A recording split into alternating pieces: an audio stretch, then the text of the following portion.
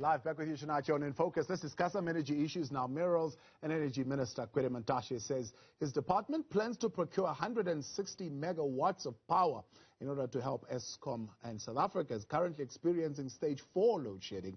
However, the power utility announced earlier that it will reduce load shedding to stage 3 starting at 9 p.m. until 5 p.m. tomorrow, with an additional 2,000 megawatts of generating capacity set to come back online. We've selected 11 preferred bidders, totaling to 1,995 megawatts under the risk mitigation IPPS. That is, I normally make it easy and say that is emergency procurement of energy. And these preferred bidders are expected to be connected to the grid within 18 months after signing the commercial agreement, currently set for the end of January 2022. The department is also in the process of procuring about 160 megawatts from existing renewable energy IPPS. Here to talk to us about this, I'm joined now by energy expert Lilley and chairperson of the South African Independent Power Producers Association, Garner. Gentlemen, good evening, and thank you very much for your time and joining us tonight here on In Focus. Let's just quickly start there, and then we'll get more into the details of what literally came out. Eskom needs 2,000 megawatts of power to move us from stage 4 to stage 3. The best we can get from the Minerals Energy Minister says 160 megawatts. One analyst and advisor says government is just not being honest to us about the extent of their understanding of what the problem is and how to solve it. Roger? No, I don't think that's fair. Mantashe said tonight that he understands very clearly that the problem that we have at Eskom is the fact that installed capacity is simply not producing the power that it should produce, and that to stabilize the system, that installed capacity needs to be corrected and brought online properly and to be stabilized. The 160 megawatts is an additional amount of power from existing independent power producers who have already been signed up, who already have won bids. But tonight's announcement really was to do with the next bid window, bid window number 5, which called for 2,600 megawatts from wind and solar. And 25 bidders were announced, the winning bidders, 25 of them. And so that is the next stage. Right. And as the minister explained, you know, the process is happening in stages, in steps. Yeah. So we're now on the 5th step, as it were. It doesn't help us, I suppose, in the immediate challenge that we are facing, and that's what I wanted us to start in. I'm going to get into the bid 5. But Thomas, what is your view on the fact that we need more than 160 megawatts, but literally from IPPs, that's what we can get extra. I understand that from what has already been procured. Yeah, I think, we have a real challenge here in South Africa, and the challenge has come a long time. If you go back to 2008 when the load shedding started, it actually started in 2007 with Black Thursday, and then realized in 2008. I was an individual that, as the chairman of SAIPA at that stage, called out Eskom and said, but you guys are not honest about Medupi. Medupi is not going to be up and running by 2011 or 12, as you said it. And I had huge trouble at my then employer about that, and was almost fired for that. And we now in 2021, and Medupi came online, I think earlier this year, in its fullness, before it worked like a bomb. So the reality is that we come from a history where we've got broken promises from the government all along in terms of the new capacity that would have come online. And we've got a neglected Eskom coming from state capture years where then President Zuma started with creating the Department of Energy, which was a great move, but then went into the state capture years with Molefe and Koko and the raping and pillage of Eskom to a level where there's nothing left. And now the writer and overall sir must take Eskom and fix it in 2 years. That's just not possible. So the reality is that the tension between Ministers Gwede and Mantashe is real, because Minister Gwede is looking at Eskom, and he's inherited it from the previous ministers, Gigaba and Brown, who was there for the sake of the Guptas. Yeah. And there's nothing left of the organization. Thomas, and Mr. Gordon must let what out do you of make of what is left. ANC's criticism of Andries Dlamini to say, well, close to over 12 months now he's been in the position. He should be demonstrating a degree of understanding what the challenge is and be able to communicate that effectively and say, these are the solutions that I'm working towards. And they're saying we're just not hearing that coming through. Yeah, the reason they're not hearing that is because they don't understand what they're talking about. The reality is that Eskom was driven into the ground by the government from the period of 2008 to 2018, 2019. And you can't fix that in 2 years. So there's no ways you can fix a machine that you buggered up over 10 years in 2 years. That's the reality. The only solution we have in the country is to add new capacity and decommission the old capacity as quick as we can. Yeah. And there's no other solution. That's unfortunately the reality. Speaking of that, here's what the minister had to say around the time frames that we are looking at, actually, as far as this issue of new capacity coming on. Gwede Mantashe is saying it will take at least 36 months before they can produce power into the grid. Mantashe is saying Eskom has to continue relying on the existing plants to ensure system stability. The country is currently experiencing stage 4 load shedding. Now, Roger, if we're talking here 36 months before we can get that power into the grid, that means it's still a long way before we can get some kind of respite.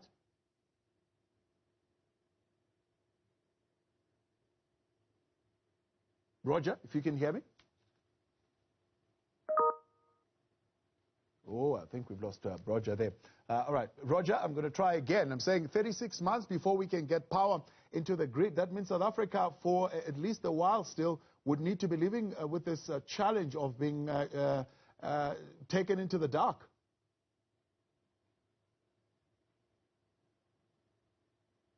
All right, we clearly don't have Roger there. Look like we've lost him. Thomas, I mean, essentially, this is what we are living for. I think for Roger has been a victim of load shedding. So that happens. But to answer your question from my side, is simply that yes, 36 months is the time. It could maybe become 30 months, maybe 24 months, but 30 months on average, I would say, for this 2,600 megawatt to come online. The reality is that IRP 2019 was actually conceived in the period 2016 to 2018. IRP 29 was only promulgated and approved by the government in October, November 2019. And since 2019, that day until now, not 1 megawatt has been procured by the DMRE. So if they had their ducks in order, they could have procured in January 2020. I know we had COVID and there was a lot of challenges around that, but we were in disarray since November 2019, and nothing has been done. Is there a way of speeding up this process, Thomas? Sorry, let me just come in there. Is there a way of speeding up this process, right, from this 36 months and making the process any shorter than what it's actually taking? No. Why? Because what you need to do is you've got let's say 25 preferred bidders. Each of those preferred bidders must get to financial close on their projects. That means you must finalize detailed design All the funding needs to drop into place, the black empowerment, all the agreement needs to be finalized. Some of these projects get up to 80 agreements that needs to talk to each other. So the lawyers are quite busy, the bankers are quite busy. And then you get to financial close in 6 months' time, where you then sign the power purchase agreement, you sign the implementation agreement, and you sign all the other agreements, EPC, O&M, land access, all of these things needs to happen. Yeah. And when you've done that, you can go into construction. And then for a solar plant, between 12 and 18 months, and for a wind plant, 18 to 24 months is the time to build it. Yeah. And you can't take shortcuts, because if you take shortcuts, you're going to end up at Medupi and Kusile, where you've got a broken plant when you start. Yeah. So there's a whole lot of bureaucratic red tape from the start of the process, in terms of the contracts and the approvals and everything else that needs to come in, even before we get to the construction of the plant. This government said, in a sense, as part of our economic recovery, they are committing to dealing with this bureaucratic red tape. Is there a way of dealing with it so that, of course, don't cut corners, but have it move a little bit faster to mirror the urgency with which we need to deal with this question of energy? Yeah, I think the reality in South Africa is that it's not only government that likes red tape. The private sector loves it as well.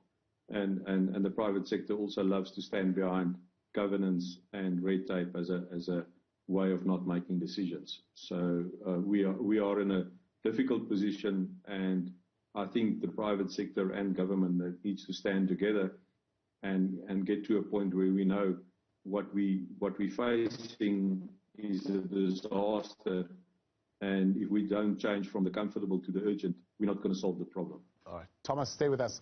We're coming in a moment. That's Thomas Garner, the chairperson of the Independent Producers of South Africa Association, as well as with us, Roger.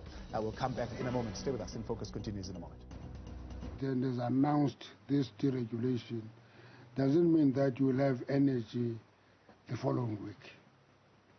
It applies to bid window 5 because all these projects will have to build that capacity.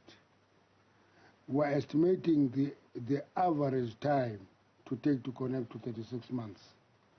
It may be faster, it may be a little bit longer, but the average time is 36 months. Because you'll have to build a plant, then generate. And with that, of course, the conversation continues. Roger Lilley, who's an energy expert, so is Thomas Garner, chairperson of the South African Independent Producers Association. Roger, good to have you back with us now with that connection restored. Let's talk then about that particular question of the 102 bids with a capacity totaling more than 9,644 megawatts of power in this bid window. Number 5. How critical is that 9,644 megawatts of power, and what would it actually mean for Eskom? Okay, well, the 9,644 was the amount of energy that was bid, but only 2,583 megawatts was actually approved. And part of the reason for that was because some of those new bids were in provinces where Eskom's grid is already saturated, and Eskom says it cannot accept any new generation input into the grid at that point. So we don't have the 9,644. That was the total amount that was bid, but only 2,583 from 25 bidders has actually been approved. Yeah, only 25 preferred bidder projects.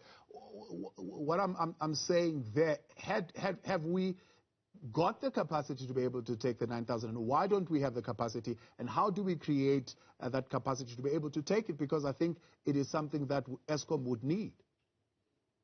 Indeed, it would be great for Eskom if they had another 9,600 megawatts on hand. The problem is that the infrastructure that we have, all the high tension cables, all these power lines crisscrossing across the country, are not designed to have power input at various points. They were designed in a way to have centralized generation in particular power stations, and then distribute that energy outwards to the far reaches of the network. Now suddenly we're turning it around and we're injecting power into different points, and the system simply wasn't designed for that, and so it's just not a case of hooking extra power onto those lines, unfortunately. Yeah. So what would need to happen? I mean, again, is this the question that is being asked? Eskom must come and be upfront. Is the question of money? Do they need money to be able to put that infrastructure? And it's because of the debt situation that we can't build that infrastructure and put it in place and be able to get that capacity on board. I think the answer is yes and yes. Obviously, more money would help. I think a larger participation by the private sector would help. But as we know, up until this point, Eskom has the monopoly and private sector can't get involved. It's true that Eskom is completely stunted and limited in its capability because of this terrible debt, 400 billion rand. A large percentage of the money that it gets every month from the sale of electricity simply goes to pay off the debt and the interest on the debt. So it's left with very little to actually run the operation, never mind expand the network. Yeah. Thomas, I saw you nodding there very, very strongly to that particular question. What can the private sector do? I mean, or what at least are they willing to do at this particular point? And they are being blocked by the fact that Eskom is a monopoly. Okay, so in my opinion, the private sector is the solution to the problem. You know, we can throw as much money as we like to this SOE, but it's not going to fix it. We need the participation of the private sector because the private sector will get in and sort it out quickly. We've seen this elsewhere. We know it will happen. We've seen it even in other sectors in South Africa. So definitely the private sector can do so. Now, the private sector has been given some opportunity. 100 megawatts of license-free generation is now available to them. And I think we're going to see in the not-too-distant future a lot of interest being shown in that regard. I think we're going to see some foreign investment coming in, and we're going to see some new generation. And the way to get around the problem with the high-tension cables, the grid as it's known, is to put the generation where the load is. Then you don't need those big, long power lines. So you put the generation where the load is, and the private sector can do that. And they can do that because they are not restricted to the form of generation. They can use any technology they like within reason, and they can produce electricity for the country. So really that is the solution. Yeah. The problem with that is that it too is going to take time to develop. It's not something that can just happen overnight. Right. But certainly the private sector, in my opinion, is the way forward if we're going to solve our electricity problems here. Now, Thomas, 7 out of the 25, the minister saying notably, are coming from areas where previously we did not get preferred bidders, like the Free State and KwaZulu-Natal. What does that indicate? I think that is that's a sign of the private sector realizing the challenges around grid, and I mean Eskom and the Eskom grid planning team has done an excellent job of the 2021 grid planning document, and they've had a discussion around it on Tuesday, I think, and it was clear that they absolutely know what they do. They're technically capable. The challenge is they just don't have the money to sort out the problem, and they also are challenged in terms of, in certain cases, areas where they can't get servitudes from landowners for transmission lines. What we need to realize, and that's one thing that we need to say, that the renewable energy is variable, and wind only blows around 35% of the time. The sun only shines around 24% of the time, if you look at it from electricity perspective. And that means that you need to put much more megawatts on the ground to get the same energy, megawatt hours, into the grid. And that means you need thicker cables, and more cables to get that generation to the load centers. Yeah. And our load centers in the country is very simple. Is if you look at it, 60% of the load sits in Gauteng and KZN, and if you add the Rustenburg, Limpopo area in terms of mining, it is 80%, 78%. So that means that that previously most of that power would have come from Mpumalanga and some of it from Limpopo through coal-fired power, and we had Kuberg on the far southwest.